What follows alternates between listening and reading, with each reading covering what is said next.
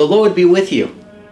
I'm Deacon Keith Fournier, and our first reading is taken from the book of the prophet Jeremiah. Look, the days are coming, Yahweh declares, when I shall make a new covenant with the house of Israel and the house of Judah. But not like the covenant I made with their ancestors the day I took them by the hand to bring them out of Egypt, a covenant which they broke, even though I was their master. Yahweh declares, no, this is the covenant I shall make with the house of Israel when those days have come. Yahweh declares, within them I shall plant my law, writing it on their hearts.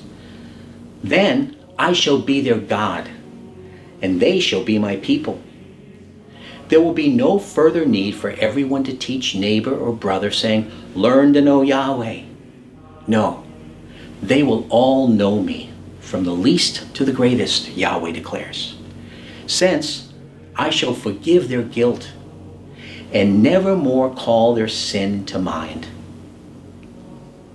And our response is taken from Psalm 51. Lord, give me back the joy of your salvation. Sustain in me a generous spirit. I shall teach the wicked your paths, and sinners will return to you. Deliver me from bloodshed, God, God of my salvation.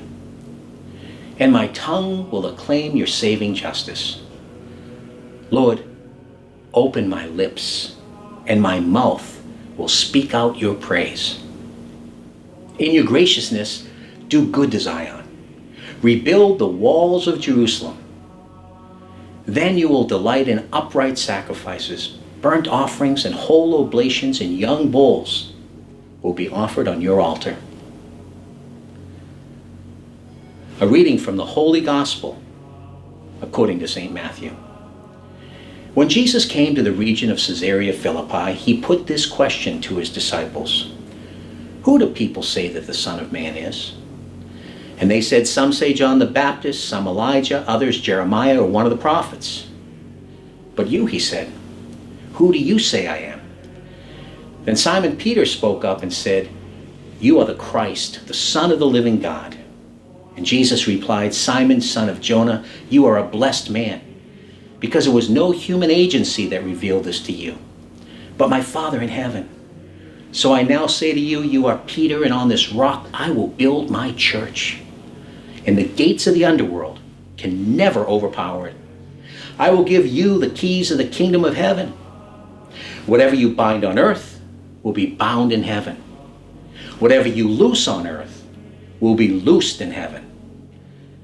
Then he gave strict orders to the disciples not to say to anyone that he was the Christ. From then onward, Jesus began to make it clear to his disciples that he was destined to go to Jerusalem and to suffer grievously at the hands of the elders and chief priests and scribes, and to be put to death, and to be raised up on the third day. Then taking him aside, Peter started to rebuke him. Heaven preserve you, Lord, he said. This must not happen to you.